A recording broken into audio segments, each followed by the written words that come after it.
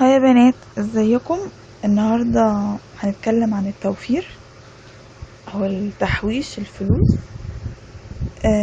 اول حاجة هتكلم عن اول نصيحة للناس اللي بتشتغل ومسؤولة عن بيت وعن اسرة يعني. اول حاجة، اول ما تاخد القبض او الفلوس اللي بتجيلك، تطلع المصاريف الاجبارية او المعروف ان الفواتير يعني فواتير الكهرباء، مية، انترنت، اي حاجة، اي فواتير بتدفعها في الشهر تطلعها كده على جنب، مثلا في ظرف او في اي مكان عشان ما تتزنقش وقتها يعني. دي معروفة انها اجباري هتجيلك، كن عامل حسابك من الاول وشايلها على جنب. تاني نصيحة عن طلبات البيت او الحاجات اللي بتشتريها، الاكل والشرب يعني. قسم الموضوع ده على 4 اسابيع، خلي ليك 4 مرات تنزل او تنزلي يعني عشان الستات والبنات تجيبي الحاجات دي، متبقاش مرة واحدة، عشان كل اسبوع يعني المزاج بيختلف، هناكل ايه، هنجيب ايه، الاسعار برضو بتتغير.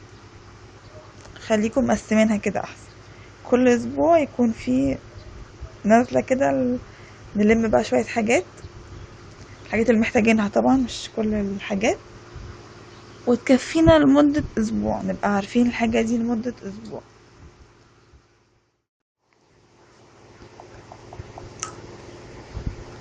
تالت نصيحة دي للبنات عموما، بنبقى نازلين مش عارفين عاوزين ايه يعني، نشوف الحاجة كده يحصل لنا انبهار مثلا، عايزين نجيب كل حاجة. لا، انتي حددي الحاجة اللي انتي عاوزاها، اكتبيها في ورقة نفسك بيها على طول، مش اي حاجة تشوفيها كده كده الفلوس هتخلص يعني، والحاجات كتير وانتي عاوزة تجيبي كل حاجة اكيد، بس عشان خاطر الفلوس والماديات وكده حددي الحاجات دي واكتبيها قبل ما تنزلي.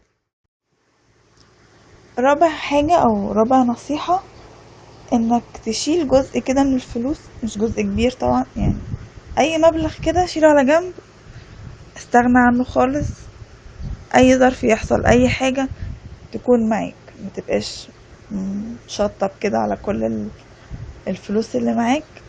اي حاجة تحصل لك، اي مرض لا قدر الله ولا حاجة، تكون اللي معاك الفلوس دي، او معاكي ما حصلش حاجة يبقى كويس يعني، تتشال بعد كده، تتشال الشهر الجاي والشهر اللي بعده.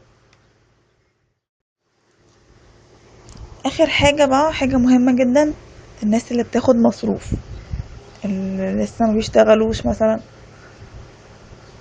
خلي المصروف ده في الشهر يعني، قول لباباك او مامتك المصروف يكون في الشهر، ما بقاش في اليوم.